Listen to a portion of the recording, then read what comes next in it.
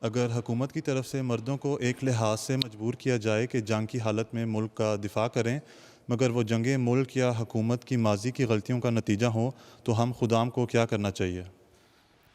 جب تک اس ملک میں رہ رہے ہیں تو اس ملک کے قانون اور اس سے وفا اور اس سے تعلق کا تقاضا ہے کہ اس میں شامل ہوں، اگر لازمی سروس ہے تو، نہیں تو ملک چھوڑ کے چلے جائیں۔ دو ہی حال ہیں۔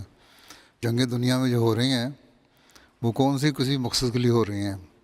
صرف لالچ اور دوسرے کے وسائل اور ریسورسز پہ قبضہ کرنا اور اس کو نیچے رکھنا ہے۔ یہی امریکہ کی پالیسی ہے، یہی اسرائیل کی پالیسی ہے۔ وہ چاہتے ہیں اپنا ایریا بڑھائیں اسرائیل والے، انہوں نے لبنان کے ایک وسیع علاقے پہ قبضہ کر لیا ہے، اب کہتے ہیں سیز فائر ہوگی تو چھوڑیں گے تو نہیں۔ اسی طرح اور بعض ملک ہیں، گولان ہائٹ وغیرہ بعض جگہیں ہیں جو انہوں نے قبضے کر لیے ہیں، سیریا کے کچھ علاقے ہیں، جارڈن کے کچھ علاقے ہیں۔ تو یہ لالچ ہے جس کی وجہ سے ساری جنگیں ہو رہی ہیں۔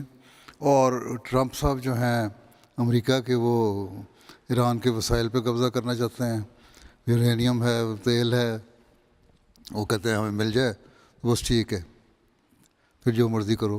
دوسرے اسلامی ملکوں میں، سوڈان میں، صومالیہ میں، یہ دوسری جگہوں پہ جو جنگیں ہو رہی ہیں، کانگو میں یا روانڈا میں، یہ ساری کیا جنگیں ہیں؟ یہ ساری ویسٹڈ انٹرسٹ ہیں، ان کے لیے ہیں نا، کوئی مقصد تو ہے نہیں ان کا، یا دوسرے کے وسائل پہ قبضہ کرنا۔ اس لیے قرآن شریف اللہ تعالیٰ نے فرمایا کہ دوسروں کے وسائل کو نہ دیکھو لالچ کی نظر سے، اپنے اندر نظر رکھو۔